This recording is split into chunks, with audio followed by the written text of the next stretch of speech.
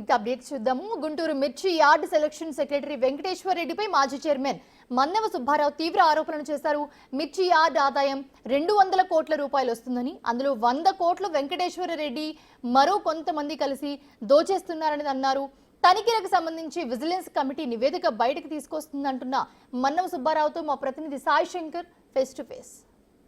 ప్రస్తుతం మిర్చి యార్డుకి సంబంధించినటువంటి అంశంలో విజిలెన్స్కి రిపోర్ట్ చేయడం జరిగింది. మన్నవ సుబ్బారావు ఆయన మాజీ చైర్మన్గా ఉన్నారు. అయితే మన్నవ సుబ్బారావు ఏవైతే ఆరోపణలు చేశారో ప్రస్తుతం విజిలెన్స్ తనిఖీలకు సంబంధించినటువంటి అంశాలపైన ప్రస్తుతం మిర్చి యార్డుకి సంబంధించి సెక్రటరీగా సెలక్షన్ సెక్రటరీగా ఉన్నటువంటి వెంకటేశ్వర రెడ్డి మాత్రం వీటన్నిటిని కూడా ఖండిస్తున్నటువంటి పరిస్థితి ఉంది.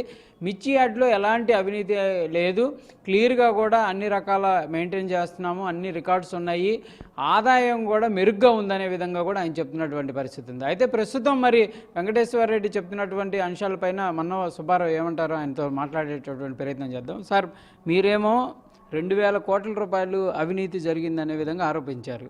ప్రస్తుతం విజిలెన్స్ కూడా తనిఖీలు చేపట్టింది. అయితే ప్రస్తుతం సెలక్షన్గా సెక్రటరీగా ఉన్న వెంకటేశ్వర రెడ్డి గారు మాత్రం ఎలాంటి అవినీతి లేదు, మిర్చి యార్డులు అన్ని పారదర్శకంగా ముందుకు వెళ్తున్నాయి, గతంతో పోలిస్తే రెవెన్యూ కూడా పెరుగుతున్నటువంటి పరిస్థితి ఉందనే విధంగా ఆయన చెప్తున్నారు. మీరేమంటారు?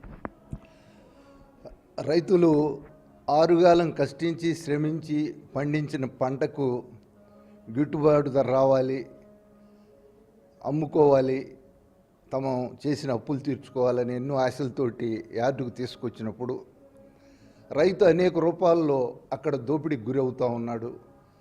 ఆ దోపిడీని అరికట్టే దానిలో భాగంగానే అక్కడ జరుగుతున్నటువంటి అనేకమైన అక్రమాలు, అవినీతి కార్యక్రమాలపైన దృష్టి పెట్టి అన్ని సాక్ష్యాధారాలను సేకరించి మేము ముఖ్యమంత్రి చంద్రబాబు నాయుడు గారికి, అలాగనే ఇతర శాఖల వారికి, ముఖ్యంగా విజిలెన్స్ అండ్ ఎన్ఫోర్స్మెంట్ వారికి పెట్టడం జరిగింది. అది కూడా మేమేమి బినామీ పేర్లతో ఫేక్గా పెట్టలేదు, స్వతగా నా పేరుతోటి, అట్లాగనే శాసనమండలి మాజీ సభ్యులు డాక్టర్ ఏఎస్ రామకృష్ణ గారు ఇద్దరం కలిపి ఆ పిటిషన్ని పెట్టడం జరిగింది. సార్, మామూలుగా మీరు అన్నట్టు వెంకటేశ్వర రెడ్డి గారేమో 100 కోట్లు అంటున్నారు, మీరు 200 కోట్ల ఆదాయం వచ్చేటటువంటి పరిస్థితులు ఉన్నాయి అంటున్నారు. అసలు నిజంగా వాస్తవ పరిస్థితులు అంతే ఉన్నాయా?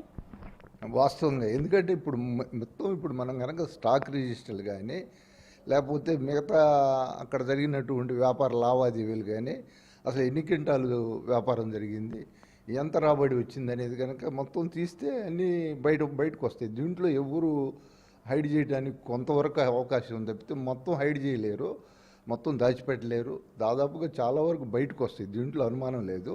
మా దగ్గర చాలా ఆధారాలు ఉన్నాయి ఇప్పటికే. 100కి 100 పాళ్ళు ఏడాదికి కనీసం 100 కోట్ల పైన అతను ఒక్కడు తిన్నాడు.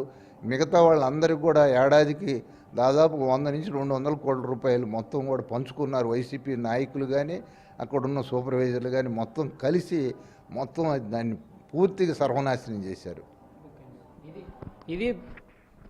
ఇది ప్రధానంగా కూడా తను ఏదైతే విజిలెన్స్కి కానీ లేకపోతే చీఫ్ సెక్రటరీకి కానీ లేకపోతే ముఖ్యమంత్రికి దృష్టికి తీసుకెళ్ళినటువంటి అంశాలన్నీ కూడా ప్రతిదీ కూడా విజిలెన్స్ కమిటీ ఇప్పుడు ఎంక్వైరీ చేస్తున్న దాంట్లో అన్నీ కూడా బయటకు వస్తున్నాయి. విజిలెన్స్ కమిటీ చేస్తున్నటువంటి ఎంక్వైరీ కూడా సంతృప్తికరంగా ఉందనే విధంగా కూడా మన్నవ సుబ్బారావు చెప్తున్నారు. ఎవరైతే సెక్రటరీ చెప్తున్నటువంటి అంశాలు ఏవైతే ఉన్నాయో నిజమే, అవన్నీ కూడా 100 కోట్ల ఆదాయం అనేది నిజమే, కానీ 200 కోట్ల ఆదాయం వచ్చేటటువంటి దాన్ని 100 కోట్లకే పరిమితం చేసినటువంటి పరిస్థితి ఉంది. మిగిలిన 100 కోట్లు ఎక్కడ పోయా అనే విధంగా కూడా మన్నవ సుబ్బారావు అయితే ప్రశ్నిస్తున్నటువంటి పరిస్థితి ఉంది. దీనిపైన మరింత లోతైన విచారణ జరగాలి, ఏసీబీ ఎంక్వైరీకి కూడా వెళ్ళాలి, కంపల్సరీగా ఇందులో బాధ్యులందరిపైన చర్యలు అయితే తీసుకోవాలనే విధంగా కూడా ఆయన కోరుతున్నటువంటి పరిస్థితి ఉంది. కెమెరామెన్ సిద్ధుతో సాయి శంకర్.